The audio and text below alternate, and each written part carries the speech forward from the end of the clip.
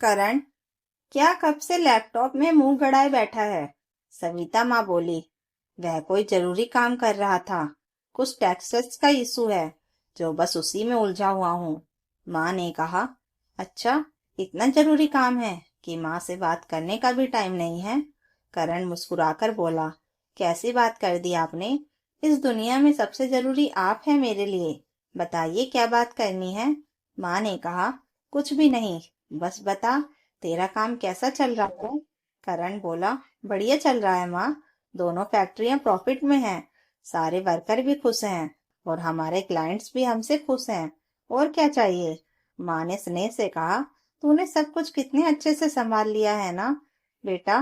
करण बोला। मैंने कुछ नहीं किया माँ, बल्कि मैं तो वही कर रहा हूँ जो पापा ने मुझे सिखाया है।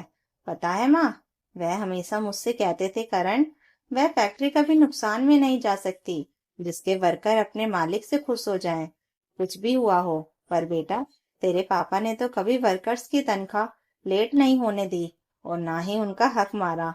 माँ बोली। वो मैं जानती हूँ बेटा, इसलिए तो हमारी फैक्ट्री में कितने कितने सालों से लोग काम कर रहे हैं। करण बोला। अच्छा माँ, मैं एक बात सोच रहा था। हाँ बोल ना बेटा। इस बार प्रॉफिट अच्छा चल रहा है, तो सोच रहा हूँ कि इस बार बोनस के साथ वर्कर्स को कुछ और भी गिफ्ट दूं।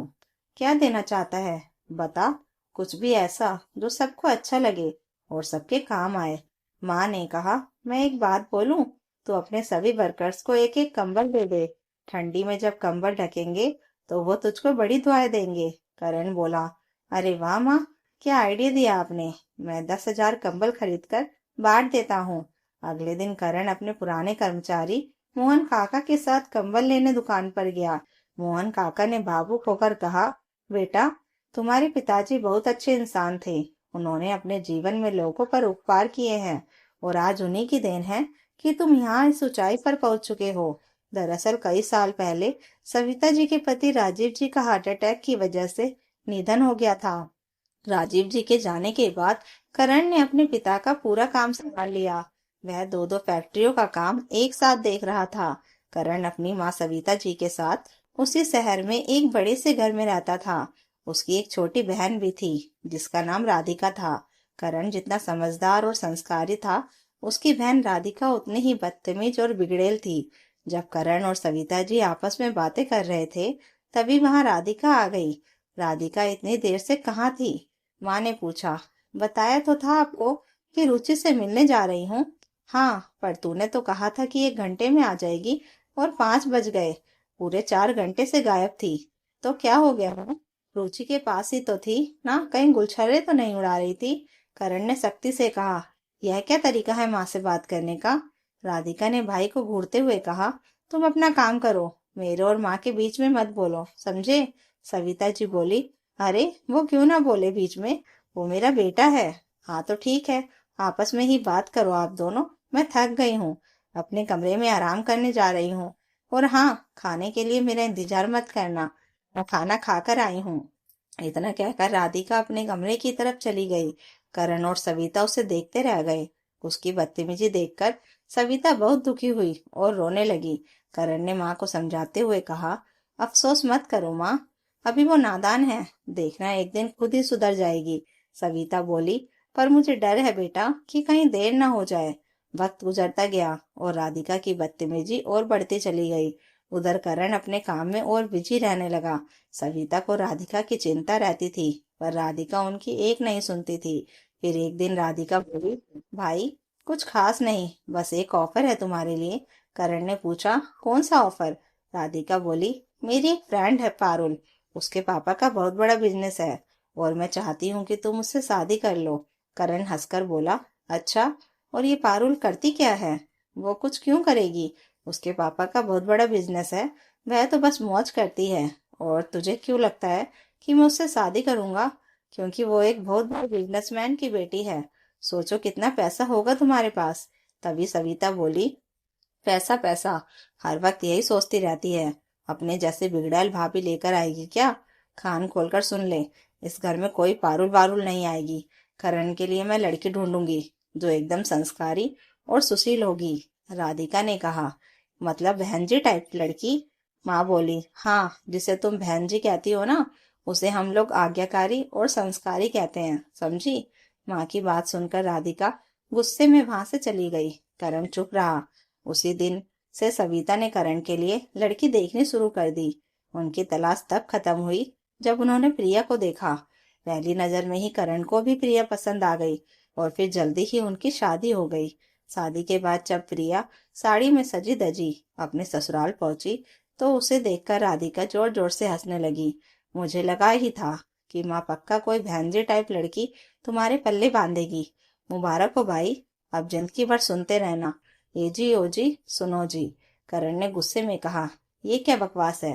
राधिका, सॉरी बोलो प्रिया से। राधिका बोली, सॉरी? मैं एक गवार से सॉरी बोलूंगी? कभी नहीं। इतना कहकर राधिका अपने कमरे में चली गई।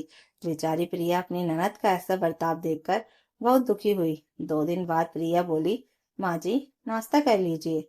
अरे वाह, क्या बनाया है बहू ने? बनाया नहीं माँ जी, मैं खुद सबके लिए पनीर के पराठे बनाए हैं। राधिका बोली, क्या? पनीर के पराठे? ये हमारा घर है, कोई थर्ड क्लास ढाबा नहीं। खैर, तुम्हारी गलती नहीं है। तुम लोग तो यही खाते होगे ना, पराठे, आलू पूड़ी खिचड़ी वगैरह। करण ने कहा, बहुत हो गया, तुझे खाना है तो खा, वरना चली जाए यहाँ से। सविता ने डांटते हुए कहा, तू जरा चुप रह राधिका। राधिका बोली, आप ही खाइए थर्ड क्लास पराठे, मैं जा रही हूँ अपने लिए कुछ ऑर्डर करने। कुछ दिन गुजरते गए और राधिका की बदतमीजी बढ़ती गई। इस बात से सविता और करण दोनों परेशान थे, लेकिन प्रिया ने कुछ और भी ठान लिया था। वह राधिका को प्यार से सुधारना चाहती थी। वह उसके लिए अच्छा अच्छा खाना बनाती ताकि दोनों घुल मिल सके, लेकिन राधिका उसे अनपढ़ और गंवार कहकर मजाक उड़ाती। एक रात सब लोग सो रहे थे, तभी प्रिया ने देखा। राधिका दीदी, कहाँ जा रही हो रात को? राधिका बोली, तुमसे मतलब। और हाँ सुनो, किसी से बताने की जरूरत नहीं है, वरना मुझसे बुरा कोई नहीं होगा। मैं एक फ्रेंड के घर पार्टी में जा रही हूँ, सुबह तक आ जाऊंगी। राधिका तो चली गई, लेकिन प्रिया को उसकी चिंता हो रही थी। करीब 3-4 घंटे बाद जब राधिका घर लौटी तो उसने देखा कि प्रिया सोफे पर उसका इंतजार कर रही है। तुम सोई नहीं अभी तक? मैं आपका इंतजार कर रही थी दीदी, आपकी फिक्र हो रही थी। अब आपको सही सलामत देख लिया तो चैन आया। राधिका बोली, हाँ हाँ ठीक है, पर इस बारे में किसी को बताने की जरूरत नहीं है। अब जाओ सो जाओ। इस बार राधिका की आवाज में ना तो बदतमीजी थी और ना ही अपना अपमान। उस दिन के बाद राधिका ने प्रिया को गवार या अनपढ़ कहना बंद कर दिया।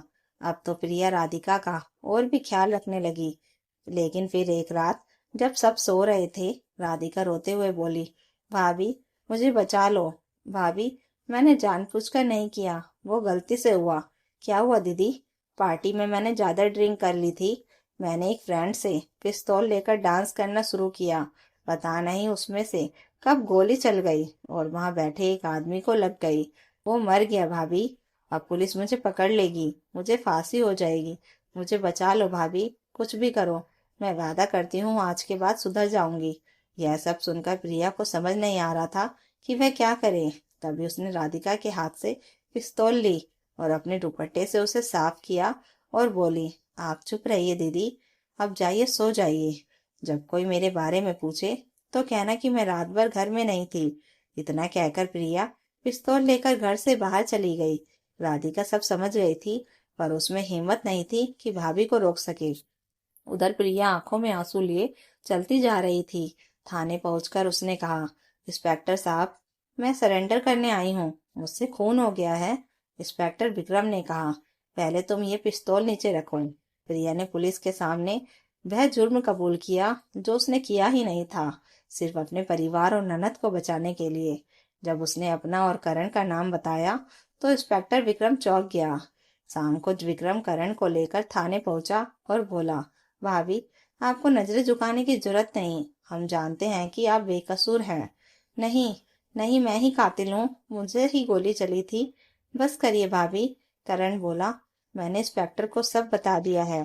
मैंने पार्टी की सीसीटीवी फुटेज देखी, वहां आप नहीं बल्कि राधिका थी और पिस्तौल भी उसी के हाथ में थी। नहीं हो सकता है, मैं सीसीटीवी में ना आई हूँ, पर मैं वहीं थी। बस करिए भाभी, आप राधिका को बचाने की कोशिश कर रही हैं, जबकि सच्चाई ये है कि राधिका ने खून किया ही नहीं। दरअसल गोली तो किसी और ने चलाई थी। वह आदमी किसी और को मारने आया था। एक कॉन्ट्रैक्ट किलर ने ये पूरा प्लान बनाया था। जैसे ही राधिका ने पिस्तौल उठाकर डांस करना शुरू किया, उसने उस वक्त उस आदमी को गोली मार दी ताकि इल्जाम राधिका पर आ जाए। लेकिन इंस्पेक्टर विक्रम ने उस शूटर को पकड़ लिया और सारे सबूत भी मिल गए हैं। करण की बात सुनकर प्रिया के आंसू निकल पड़े। वह करण के गले लगकर रोने लगी। तभी वहां राधिका आ गई। आते ही वह प्रिया के पैरों में गिर पड़ी और बोली, भाभी मुझे माफ कर दो, मुझे सब समझ आ गया। मैं वादा करती हूँ कि आज के बाद आप एक नई राधिका को देखेंगे। मैं पूरी कोशिश करूंगी अपने सारे अवगुणों को त्याग दूं और आप जैसी बन सकूं। प्रिया ने उसे उठाया, गले लगाया और कहा, बस यही तेरे अंदर की सच्चाई है दीदी, यही तेरा असली रूप। उस दिनों के बाद से सब कुछ बदल गया। राधिका सच में सुधर गई। माँ, भाई और भाभी तीनों का रिश्ता पहले से कहीं अधिक मजबूत हो गया। घर में फिर से खुशियां लौट आई। तो दोस्तों, अगर कहानी अच्छी लगी हो तो लाइक कीजिए, कमेंट कीजिए और हाई बटन दबाकर हमें और कहानियां लाने के लिए मोटिवेशन दीजिए और चैनल को सब्सक्राइब जरूर कर लीजिएगा। Thank you for watching.